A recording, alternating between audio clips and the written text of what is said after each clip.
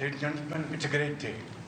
A day which is going to promote peace and prosperity, not only in the region where crisis really created humongous challenges, but this will have global peace. And I must, at this point in time, with the fullest sincerity at my domain, thank President Donald Trump for his visionary and very dynamic leadership, which has resulted in this meeting here today in beautiful city of Bergenstock. And I think here we are going to have wonderful discussions which will lead to hopefully very productive results in times to come.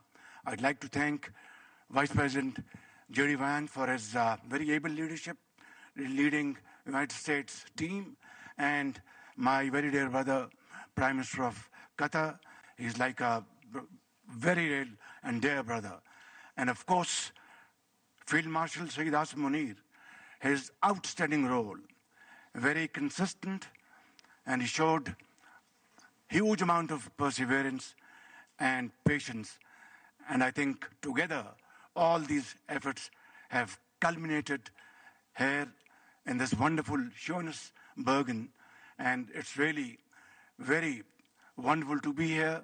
And hopefully when we go back to our homes, we'll have some wonderful paper in our hand, which will both promote peace, progress, and prosperity around the globe. Thank you very much.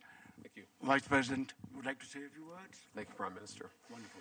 Well, I'll say just a few words here. And first of all, I have some notes of appreciation. First of all, I want to thank the President of the United States, who sends his best to all the great leaders assembled here, because he's empowered us to find a diplomatic resolution to a host of issues that matter to the American people, but I think the world.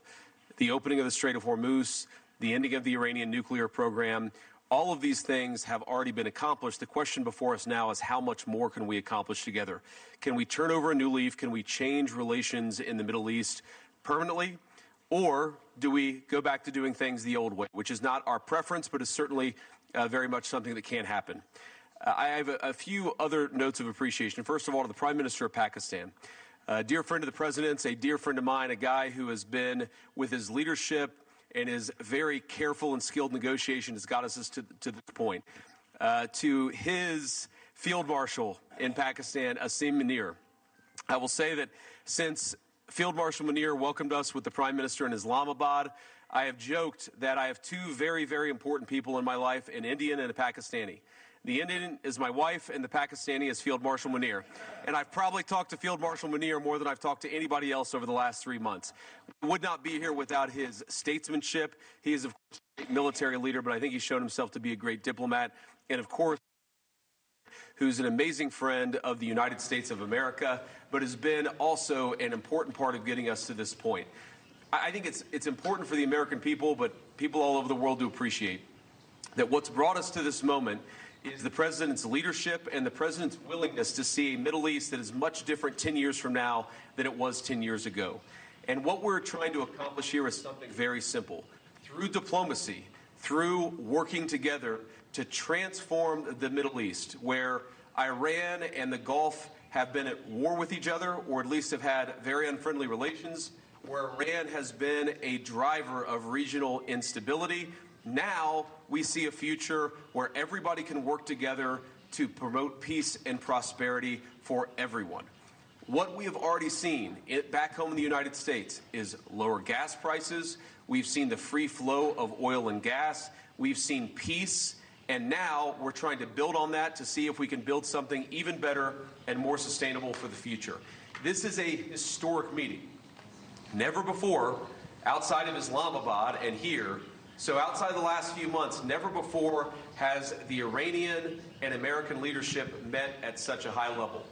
What the President has asked us to do is turn over a new leaf, to transform our relationship with the people of Iran and to extend an outstretched hand that says to the people of Iran that if your leadership is willing to give up being a driver of regional instability, if they are willing to give up nuclear weapons ambitions for the long term, then the United States is willing to fundamentally transform our relationship with that country. That is certainly our goal. We've already made great progress over just the last few hours, and I expect that we'll make additional progress in the hours to come. Thank you all. Is it possible just one question, Mr. Vance? The main issue is... Let Sheikh Mohammed speak, please. First of all, I would like to welcome you here, Mr. Vice President, Mr. Prime Minister, your leadership and Field Marshal leadership actually initiating that process. That's what brought us here today. I think that every one of you has highlighted how important is this meeting, how historic is that event, and how significant is that agreement, not only on the security of the region, but also for the security of the world and for the global economy. What we have done and what we have achieved, we wouldn't achieve it without the dedication and the hard work that was done by you, Mr. Vice President, and Mr. Steve Witkoff and Jared Kushner, Prime Minister and Field Marshal, and also on the Iranian side, Dr. Ghalibaf and Dr. Araqji. I would like to thank all of you for your leadership and determination that put us in this room, and this is not really the main celebration. Our celebration when we reach the ultimate agreement. Hopefully this is just the beginning, and I wish everyone all the best. Qatar will stay dedicated to this partnership to support these mediations until the end, until we reach a solution.